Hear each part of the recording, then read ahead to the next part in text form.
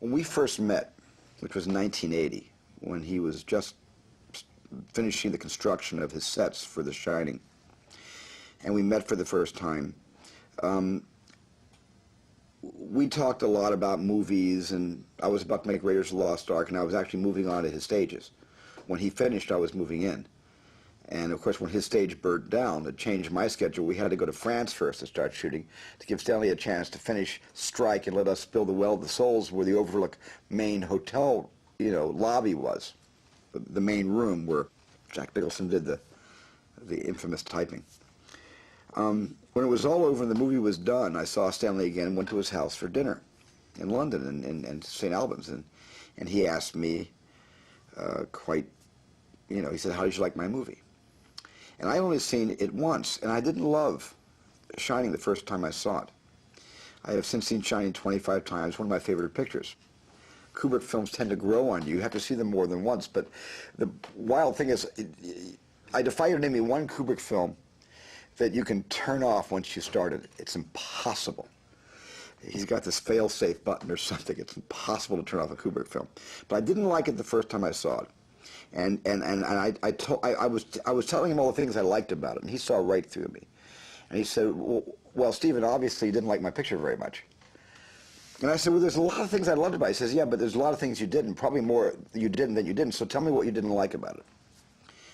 And I said, well, the thing that I thought Jack Nicholson, who was a great actor, and I thought it was a great performance, but it was almost a great kabuki performance. It was almost like kabuki theater.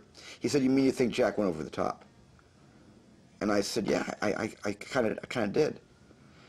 And he said, okay, quickly, without thinking, who are your top favorite actors of all time? And I don't want you to think, just name off some names. So I quickly, went Spencer Tracy, Henry Fonda, Jimmy Stewart, Cary Grant, Clark Gable. He said, stop. He stopped me. He said, okay, where was James Cagney on that list? And I didn't have it. I thought, well, he's up there high. He said, but he's not in the top 5. He said, you don't consider James Cagney one of the 5 best actors around. You see, I do. This is why Jack Nicholson's performance is a great one. Every phone conversation was just an inspiration for me personally. Stanley liked information. I supplied him with a lot of information. Sometimes information he asked me for, other information I volunteered. In getting to know him, I understood what the dynamic of the relationship was. That Stanley would give me advice. He'd collaborate with me. I'd tell him a story I was interested in directing as a movie, and he'd ask me all the tough questions. What do you find interesting about that story? Why do you want to make that picture? Gee, that sounds kind of boring to me. How can you make that interesting? I mean, he was challenging me constantly. He gave me as much, if not more, than I feel I ever could possibly give him. First, he gave me all his movies, and then he gave me his friendship, which meant he gave me his time. And there's no greater gift a person can give to another person. When you look at all of his films, even though they all have one thing in common, for me anyway, the craft is impeccable. Every film he's ever made, the craft is impeccable. The lighting, the dolly shots, the crane moves, the zoom-ins on Barry Lyndon, the framing, the lighting, the hot windows as backlight. There's the compositions. I mean, the exact compositions. You had to hit your mark precisely to please Stanley so he'd get his painting, the painting he was putting on canvas for you to appreciate. It had to be perfect. His choice of lenses, his Steadicam work in latter year films, impeccable, the best in history. Nobody could shoot a movie better than Stanley Kubrick in history. That was impeccable, but the way he told stories was sometimes antithetical to the way we are accustomed to receiving stories. And I think sometimes Stanley just did that because he didn't want to be like everybody else, and he had a very specific way of telling a story. It's not that he wanted to show off, I'm so different than you, but he said, why does every story have to be told the same way? He would tell me the last couple of years of his life when we were talking about the form, he kept saying, I want to change the form. I want to make a movie that changes the form. And I said, well, didn't you do that with 2001? He said, just a little bit, but not enough. I really want to change the form. So he kept looking for different ways to tell stories. Well, I think the first thing that makes Stanley Kubrick so special was he was a chameleon. he never made the same picture twice.